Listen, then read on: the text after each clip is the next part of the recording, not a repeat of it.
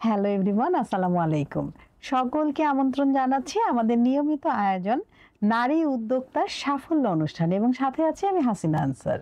দর্শক, প্রতি পর্বেই কিন্তু আমাদের স্টুডিওতে আমন্ত্রিত থাকেন একজন রন্ধনশিল্পী অথবা নারী উদ্যোক্তা এবং তিনি পুরো অনুষ্ঠান জুড়েই কিন্তু আমাদের সাথে থাকেন। আমরা তার জানা অজানা সকল তথ্য এই অনুষ্ঠানে জানতে পারি এবং তার নারী উদ্যোক্তা হয়ে ওঠার সফলতার গল্পও কিন্তু আমরা শুনি। তাহলে আজকে আমাদের স্টুডিওতে উপস্থিত আছেন রুবিনা কবির। চলুন দর্শক, আমরা রুবিনা কবিরের কাছে চলে যাই। কেমন আছেন আপা? আলহামদুলিল্লাহ ভালো আছি। আপনি কেমন আছেন? আমিও খুব ভালো আছি, মাশাআল্লাহ। আপনাকে অনেক প্রিটি লাগছে। Thank you. কি নিয়ে ব্যস্ততা যাচ্ছে? আমি হোমমেড খাবার নিয়ে, পিঠাপুলির থেকে নিয়ে আচার, ঘি, মাখন, চিপস, এখন অথেন্টিক একটা চিপস নিয়ে কাজ করতেছি এবং পাশাপাশি আমি শেফের ট্রেনিংটা করতেছি। ইনশাল্লাহ এই মাসেই আমার ফাইনাল এক্সাম আছে। আপনার জন্য অনেক অনেক শুভকামনা। আপনার উদ্যোগের নাম কি? আমার রুবিনাস কুকবুক। আচ্ছা, রুবিনাস কুকবুক। এই যে উদ্যোক্তা হলেন, এই উদ্যোক্তা হয়ে ওঠার যে অনুপ্রেরণাটা, সেটা কি আসলে পরিবার থেকে এসেছিল? আমার হাজবেন্ড মারা গেল।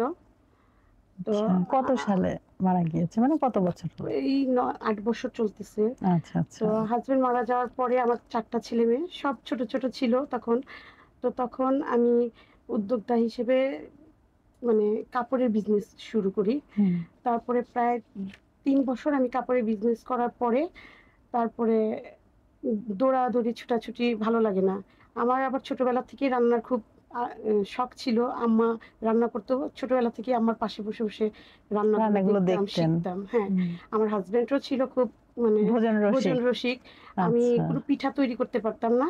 তো আমার বাসায় যে ভাড়াটিয়ারা থাকতো, ওদের থেকে পিঠাগুলো আমি শিখতাম।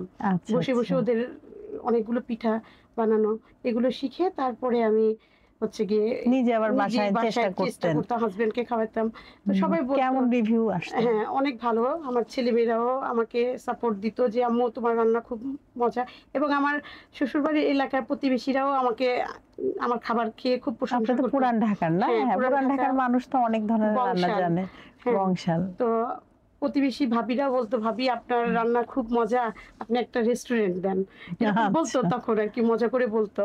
তো ভাবলাম, হাজবেন্ড মারা যাওয়ার পরে ভাবলাম যে কাপড়ের বিজনেসটা না করি, রান্না নিয়ে কিছু করি। তো আমার আম্মা আমাকে এই উৎসাহটা দিল যে তোর হাতের রান্না খুব ভালো হয়, তুই রান্না নিয়ে কাজ কর। তো তখন থেকেই আমি রান্না নিয়ে কাজ করি। তো আলহামদুলিল্লাহ আমি অনেকগুলো পুরস্কার, অনেকগুলো সম্মাননা পেয়েছেন। আমি হচ্ছে গিয়ে অনেকগুলো কম্পিটিশনে অ্যাটেন্ড করি, উইনার হয়েছে। হ্যাঁ, উইনার হয়েছি। তো আমার একটা সিগনেচার ডিশ, যেটা পোলাই চালের মালাই বরফি, কিছুদিন আগে সেটা আমি উত্তরা ইউনিভার্সিটিতে এখানে আমি রানার আপ হয়েছি। তো আলহামদুলিল্লাহ। আর এর মধ্যেও আমি অনেক খাবারের অর্ডার নিচ্ছি, যেমন আজকেও আমার অর্ডার ছিল। আচ্ছা আচ্ছা। তো এইসব নিয়ে আর কি ব্যস্ততার মাঝে আছি। তো মানে সময়টা খুবই যাচ্ছে, মানে ব্যস্তময় যাচ্ছে, কাজের মধ্যেই যাচ্ছে এবং কাজের মধ্যে আপনি আনন্দ খুঁজে নিয়েছেন।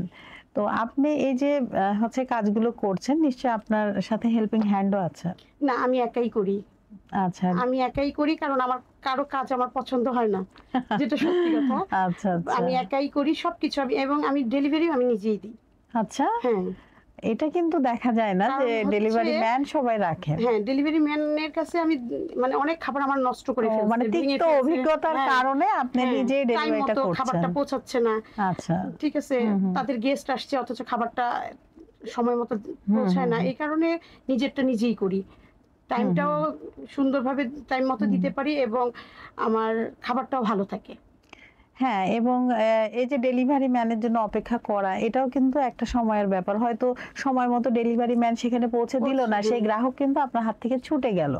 তো আপনার পেজে আসলে অর্ডারটা দেওয়ার নিয়মটা একটু দর্শকদেরকে জানিয়ে দেন। হ্যাঁ, আমাকে আমার পেজে আমার নাম্বার দেওয়া আছে এবং আমার কেউ ইনবক্স করে বা নাম্বারে আমাকে কন্ট্যাক্ট করার পর আমার খাবারের বিষয়টা হচ্ছে গিয়ে আমি কিছু অ্যাডভান্স নিই অ্যাডভান্স নিয়ে তারপরে যখন মানে হাফ 50% আপনি অ্যাডভান্স নেন। দর্শক, আপনারা যদি কেউ হচ্ছে রুবিনা আপার খাবারের স্বাদ নিতে চান তাহলে অবশ্যই রুবিনা আপার যে পেজ আছে সেখানে আপনারা হচ্ছে ইনবক্স করতে পারেন, অথবা ওইখানে মোবাইল নাম্বার দেওয়া আছে সেখানে কল করতে পারেন, অথবা আপুর পোস্টে গিয়ে কমেন্ট করতে পারেন। এবং আপনারা যদি মিনিমাম হচ্ছে আপনাদের যদি হচ্ছে অর্ডার থাকে সেক্ষেত্রে একদিন আগে আপনারা করতে পারেন, এবং ম্যাক্সিমাম হলে 2 দিন আগে কিন্তু আপুকে অর্ডারটা দিতে হবে। আপু মানে এত একজন কি বলবো কর্মঠ একজন মানুষ, নিজে খাবারটা তৈরি করছেন এবং ডেলিভারিও কিন্তু সময় মতো নিজ হাতেই দিচ্ছেন। তো এখানে কিন্তু আপনার মানে কি বলবো মানে নিশ্চিন্ত হয়ে কিন্তু আপুর কাছ থেকে আপনি খাবারটা অর্ডার করতে পারেন। এবং আপু আমি আরেকটা বিষয় জানতে চাচ্ছি, আপনি যখন খাবারের অর্ডারটা আসে সেটা যে তৈরি করেন সেটার সাথে কি পরিবারের খাবারটাও ওই একই সাথে করেন নাকি আলাদা? আলাদা। ও আলাদা রাখছেন, এটার কারণটা কি? কারণটা কি, আমার পরিবারে তো এখন বেশি কেউ নাই, শুধু একটা ছোট ছেলে আছে। আমার বড় ছেলে বিয়ে দিয়ে দিছে, আলাদা থাকে, এটার জন্য আর কি ওরকম করা হয় না, শেষে খাবারটা নষ্ট হবে। আচ্ছা আচ্ছা, সেজন্য।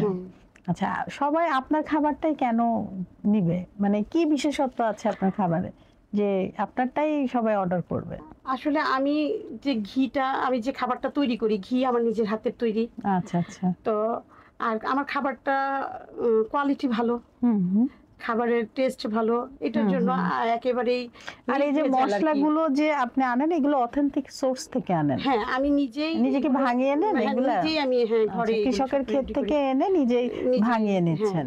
সেক্ষেত্রে এটা কি আপনি পুরো মাসেরটা করেন না সপ্তাহেরটা, মানে আপনার ব্যবস্থাপনাটা কেমন? সপ্তাহে করি, কারণ কি দরকার আছে এত?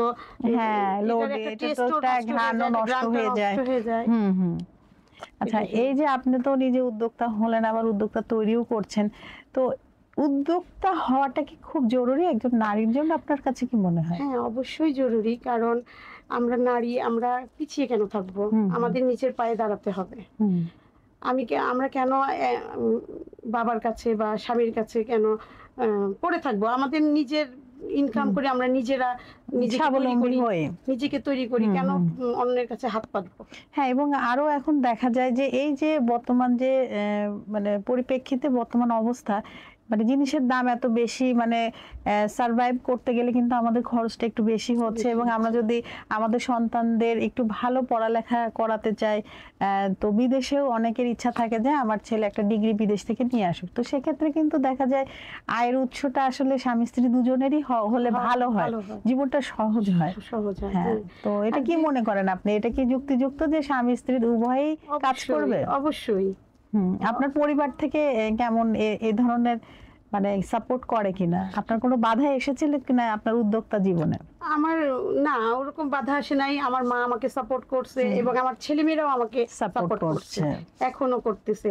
যেমন আমার অনেক অর্ডার আসলে আমার দেখা যাচ্ছে আমার ছেলে আমাকে হেল্প করছে, সে হয়তো পৌঁছে দিচ্ছে বা নিয়ে আসছে উপকরণগুলো। সেটাই। আচ্ছা, আপনি কি এই যে মাছ মাংস যেগুলো থাকে এগুলো কি সপ্তাহেরটা বাজার করে ডিপ করেন নাকি মাসেরটা? কারণ আপনার তো প্রচুর অর্ডার আসছে, সেক্ষেত্রে কি করেন? আমার হচ্ছে কি, অর্ডার আসে একদিন বা 2 দিন আগে আমাকে অর্ডার দেয়, তারপরে আমি এটা সবকিছু কিনে আনি। আমি ফ্রিজে কখনোই রাখি না, কারণ এটা আমার নিজের মাছে একটা গন্ধ চলে আসে, মাংসও কিন্তু চলে আসে। এই যে বাজার থেকে যে খাবারগুলো আনছেন, এটা আনার পরে যে শুকনো উপকরণ আর ভেজা উপকরণ, আমরা প্রায় শুনি যে মানে শুকনো ভেজা উপকরণের যে জীবাণু সেটা কিন্তু শুকনো উপকরণে চলে আসে। তো এইগুলো আপনি আসলে কিভাবে ক্যারি করেন এবং ফ্রিজ আপ করেন? এইগুলো হচ্ছে গিয়ে আমি একেবারে টাটকা এগুলো আনি, এনে তারপরে এগুলো অর্ডারগুলো করি, কারণ দেখা যাচ্ছে এটা তো হোমমেড খাবার, একেবারে ঘরোয়া পরিবেশের।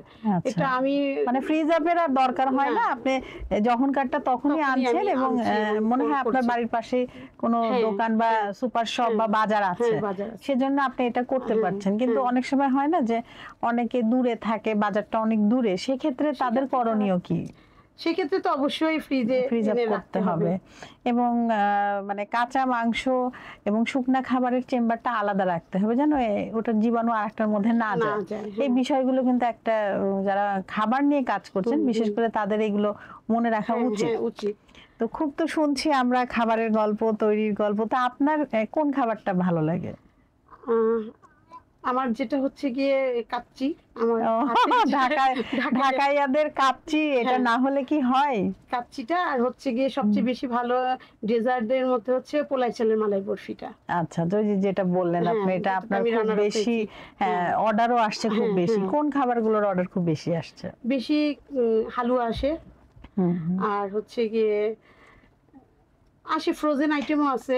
আচ্ছা, মানে হালুয়া এখন আসলে আচারও আসতেছে হ্যাঁ, আবার। এখন যেহেতু হুম। আমের সিজন, তো অনেকেই তো আচার খাচ্ছে এবং হুম, আচারের অর্ডার দিচ্ছে, আচার তৈরি করছে। হ্যাঁ, তো আপনার হালুয়া আসলে কি কি হালুয়া আপনি তৈরি করছেন? আমি বুটের হালুয়া, সুজির হালুয়া, হুম বেশিরভাগ হচ্ছে বুটের হালুয়া আর ওই গাজরের হালুয়াটা, এই হুম, দুটো বেশি খুবই আসে। হেলদি। হ্যাঁ, অর্ডার আসে। আর হচ্ছে গিয়ে ডেজার্টটা একটু বেশি আসে। হুম হুম যেমন যেমন হচ্ছে এই যে আমার পোলাই চালের মালাই বরফিটাও হুম আসছে, হুম। প্লাস ওইটার সাথে হচ্ছে গিয়ে নবাবী সেমাইটা। বাহ, দারুণ, জি। খুবই সুন্দর। তো আপনার অবসর কাটে কিভাবে, কি করেন অবসরে? আসলে অবসর এখন একেবারেই নাই, কারণ এখন হচ্ছে কি ওই শেফের যে কোর্স করতেছি, এটা হুম নিয়ে হুম। পড়াশোনা করতে হয়। আচ্ছা, এটা এটা কি নিয়ে 3 মাসের আপনার? হ্যাঁ, এটা 3 এটা মাসের। কোথা থেকে করছেন? এটা হচ্ছে চৌধুরীপাড়া। ও আচ্ছা, এটা হ্যাঁ, কোন ইনস্টিটিউট? এনআইজি। ও আচ্ছা আচ্ছা, এটা কটা থেকে কটা পর্যন্ত? এটা সকাল 8টা থেকে 9টা থেকে 1:30টা পর্যন্ত। আচ্ছা, মানে আপনি মর্নিং শিফটে নিয়েছেন, হ্যাঁ, এদের 2টা শিফট হ্যাঁ। আছে। তো এই শেফ কোর্স করতে গিয়ে আপনার কি অভিজ্ঞতা হলো, মানে কেমন লাগছে? অনেক কিছু জানতাম না। হুম আমরা শুধু রান্নাই করতাম।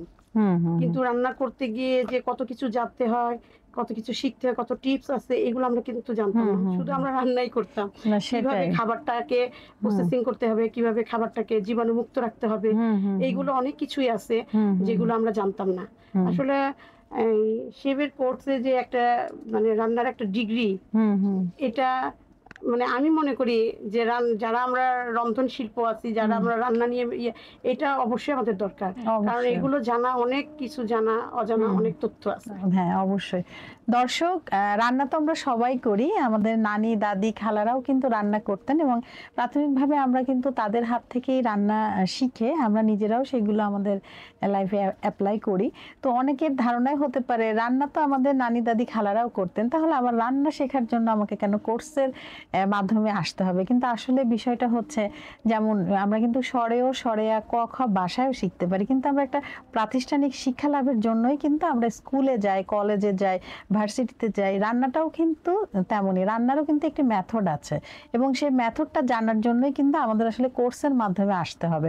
কারণ অনেকেই কিন্তু ফিউশনের নামে দেখা যায় যে যে অথেন্টিক খাবারগুলো আছে, ফিউশনের নামে সেই খাবারের মূল বিষয়টাই কিন্তু চলে যাচ্ছে। আমরা যখন এই কোর্সের মাধ্যমে আসবো তখন এই বিষয়গুলো কিন্তু স্পষ্ট হয়ে যাবে। রান্না শুধু করলেই হবে না, খেয়ে নিলাম বা শেষ, তা কিন্তু না। রান্নার যে আয়োজনটা আমরা করি, আমরা যে উপকরণগুলো সংগ্রহ করি সেখান থেকে শুরু করে বাসায় আনলাম, পরিষ্কার পরিচ্ছন্ন করে ফ্রিজ আপ করে রান্না করলাম এবং রান্না করে টেবিলে নিলাম, সে পর্যন্তই কিন্তু না। টেবিলের পর খাওয়ার পরে যেই খাবারটা থাকবে সেটা আসলে আমরা কিভাবে রাখবো, কত টেম্পারেচারে রাখবো, কোথায় রাখবো, কিভাবে রাখবো, এই বিষয়গুলো জানার জন্যও কিন্তু আমাদের এই কোর্সের মাধ্যমে আসতে হবে। শুধু শেফ হবেন, উদ্যোক্তা হবেন সেজন্যই কোর্স করবেন তা কিন্তু না। হাউস ওয়াইফদেরও এই বিষয়গুলো জানতে হবে, হাইজিন হ্যাজার্ড কিভাবে মেনটেন করে একটি পুষ্টিকর খাবার তৈরি করা যায়। আচ্ছা আপু, এবার জানতে চাচ্ছি যে এই যে আপনি বিজনেসটা করছেন, নিশ্চয়ই অনেক চ্যালেঞ্জ এসেছে, অনেক মানে প্রতিকূলতা এসেছে, তো এগুলো আপনি কিভাবে মোকাবেলা করলেন এবং নতুন যারা আছে তাদের উদ্দেশ্যেও বলবেন আসলে তারা কিভাবে এগুলো ম্যানেজ করে চলবে বা এগুলো দূর করে চলবে? আসলে যখন আমি এগুলো করতে যাই তখন অনেক বাধা আসে, বাট আমি এইগুলোকে কেয়ার করি নাই, হুম কারো হুম। কথা শুনি নাই। আমি আমার নিজের গতিতে লক্ষ্যকে চলেছেন। চলছি। হুম এবং শুধু আমার মা একটাই বলতো, কারো কথা শোনার দরকার নেই, তোমার পথে তুমি চলো, হুম তোমাকে কেউ দেখবে না। হুম হুম তুমি যখন না খেয়ে থাকবা তো তখন তোমার সন্তানদেরকে কেউ খাবার এনে দিবে না, হুম তোমারটা তোমারই করতে হবে। হুম হুম হুম তো তখন থেকেই আমি এভাবেই চলতেছি। তো আমার আমার নতুনদেরকে বলবো যে এইটা অনেক হুম কঠিন একটা কাজ। হুম হুম এই আর হচ্ছে গিয়ে ধৈর্য, এগুলো যদি আপনি না করতে পারেন তাহলে এইখানে আসতে পারবেন না। হুম হুম হুম। এই তো দর্শক, রুবিনা আপাও বললেন আসলে ধৈর্য শক্তিটা রাখতে হবে এবং নিজের প্রতি আত্মবিশ্বাস থাকতে হবে এবং নিজের কাজকে ভালোবাসতে হবে। সাউন্ড কিন্তু আসবে। তো এই সাউন্ডটা শুনে আমাদের থমকে গেলে হবে না। কেউ যদি এই ধরনের সাউন্ড করে প্রথমে তাকে বুঝাবেন, সুন্দর করে বোঝাবেন যে না আসলে আমি ঠিক আছি, আমি ঠিকই করছি। সে যদি না বোঝে তাহলে তাকে কাজ দিয়ে বোঝাবেন। তারপরে যদি সে না বোঝে তাহলে বুঝবেন সে আসলে আপনার কথা আর বুঝবে না। তখন সেই মুহূর্তে তাকে লিভ করতে পারেন। আপনি কি বলেন? জি বাদ দেওয়া উচিত, কারণ সে তো আর বুঝছে না, হ্যাঁ বরঞ্চ আপনার লাইফে আরো জটিলতা সৃষ্টি করছে। মানে 100 বন্ধুর অপেক্ষা 2জন ভালো বন্ধু কিন্তু শ্রেয়। জি আচ্ছা, আপনার এই বিজনেসটার ভবিষ্যৎ পরিকল্পনা কি? ইনশাল্লাহ আমার পরিকল্পনা আছে যে আমি একটা শপ করব, যে যেখানে একেবারে অথেন্টিক খাবারগুলো থাকবে এবং নির্ভেজাল, কোনো ভেজাল থাকবে না। কারণ এখন তো সব ভেজালে মানে রাজত্ব চলতেছে। তো এরকমই আমি মানে হোমমেড খাবারের যেভাবে আমরা ইয়ে করি এরকম একটা রেস্টুরেন্ট দেওয়ার ইচ্ছা আছে আমার। যেহেতু আপনি শেফ কোর্স করছেন, তো আপনার কি ফিউচারে ইনস্টিটিউটও দেওয়ার ইচ্ছা? সেটা আমার আল্লাহ পাক জানে, এখনো কিছু বলতে পারতেছি না। আচ্ছা, দেখি আচ্ছা। আল্লাহ পাক কি করে। মানে আপনি চান যে আপনার শাখা প্রশাখা হোক হ্যাঁ। ঢাকা, ঢাকার বাইরে, পুরো বাংলাদেশে, এবং আমরা মানে আশা রাখি আপনার শুধু দেশেই না দেশের বাইরেও আপনি ইনশাআল্লাহ আরো আপনার সবটা যাবে, আপনার পণ্য যাবে, আপনার খাবার যাবে, আরো সমৃদ্ধি হোক আপনার বিজনেসে। ইনশাআল্লাহ।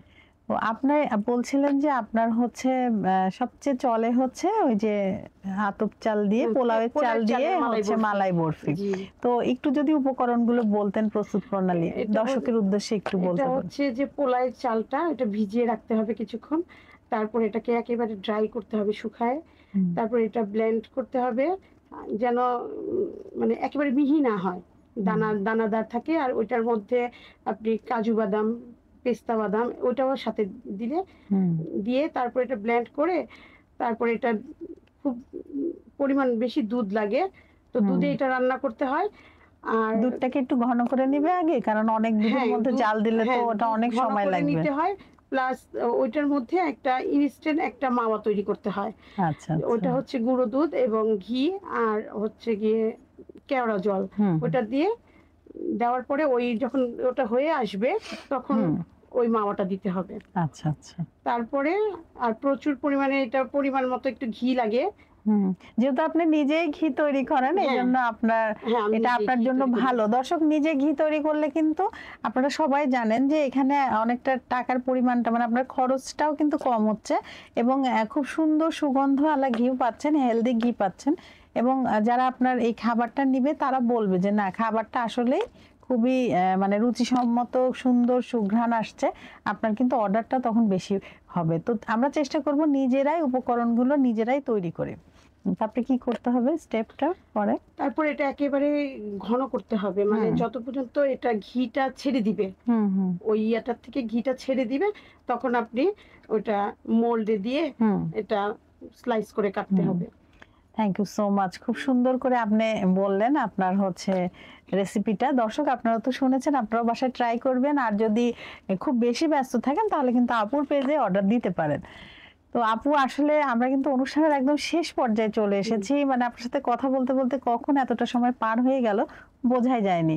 আপনাকে অসংখ্য ধন্যবাদ। আপনি আপনার মূল্যবান সময় থেকে সময় বের করে আমাদের অনুষ্ঠানে এসেছেন। আমাদের এই আয়োজন আপনার কেমন লাগলো? আপনাকেও অনেক ধন্যবাদ আপু, আপনিও আমাকে এত সুন্দর একটা প্রোগ্রামে আমাকে অ্যাটেন্ড করেছেন। তো অনেক ভালো লাগছে আপনার এই প্রোগ্রামটা, এবং আপনি আমার খুব প্রিয় একটা মানুষ। ধন্যবাদ। তো খুব ভালো লাগছে। আপনিও আমাদের সবার প্রিয়, সবার প্রিয় রুবিনা আপা। রুবিনা আপা, দর্শকদের উদ্দেশ্যে কিছু বলুন। দর্শকদের উদ্দেশ্যে বলবো যে এই উদ্যোক্তা যারা আছে তারা অবশ্যই নিজে ধৈর্য ধারণ করবেন এবং নিজের আত্মসম্মান বজায় রেখে এবং সৎভাবে আপনারা এগিয়ে যাবেন, তাহলেই সুন্দরভাবে আপনি উদ্যোক্তা হতে পারবেন, সফল হতে পারবেন। আপনাকে অনেক ধন্যবাদ। আবারও নতুন কোনো আয়োজনে আপনার সাথে আমাদের দেখা হবে। আপনাকেও ধন্যবাদ আপু। আসসালামু আলাইকুম। ওয়ালাইকুম আসসালাম। ইনশাআল্লাহ আবার দেখা হবে। হ্যাঁ, ভালো থাকবেন। আচ্ছা। দর্শক, আমরা কিন্তু অনুষ্ঠানের একদম শেষ পর্যায়ে চলে এসেছি। আপনারা যারা এতক্ষণ আমাদের সাথে যুক্ত ছিলেন, আপনাদের সবাইকে অনেক অনেক শুভেচ্ছা এবং শুভকামনা এবং অনেক অনেক ধন্যবাদ। আপনারা চাইলেই কিন্তু আমাদের এই অনুষ্ঠানে যুক্ত হতে পারেন। আমাদের এই যে অনুষ্ঠানের যে লিঙ্কটি আছে, সেখানে যে কমেন্ট বক্স আছে, সেখানে গিয়ে আপনি আপনার নাম, পেজের নাম এবং মোবাইল নাম্বারের সাথে আপনার শর্ট একটি বায়োগ্রাফি দিয়ে দিবেন এবং লাইক, কমেন্টস অ্যান্ড শেয়ারের মাধ্যমে আমাদের সাথে থাকবেন। প্রতি পর্বে কিন্তু আমাদের যেটা থাকে ইচ্ছা শক্তি, এবং আমরা মানি যে নারী উদ্যোক্তার যে সফলতা এবং স্বাবলম্বিতা, সৌন্দর্য, সফলতায় নারী উদ্যোক্তার জীবন ভরে উঠুক, এই কামনায় শেষ করছি। আবারও নতুন কোনো অতিথিকে নিয়ে আপনাদের সবার মাঝে উপস্থিত হব আমি, হাসিনা আনসার। সে পর্যন্ত আপনারা সবাই ভালো থাকুন, সুস্থ থাকুন এবং আমাদের সাথেই থাকুন। আল্লাহ হাফেজ।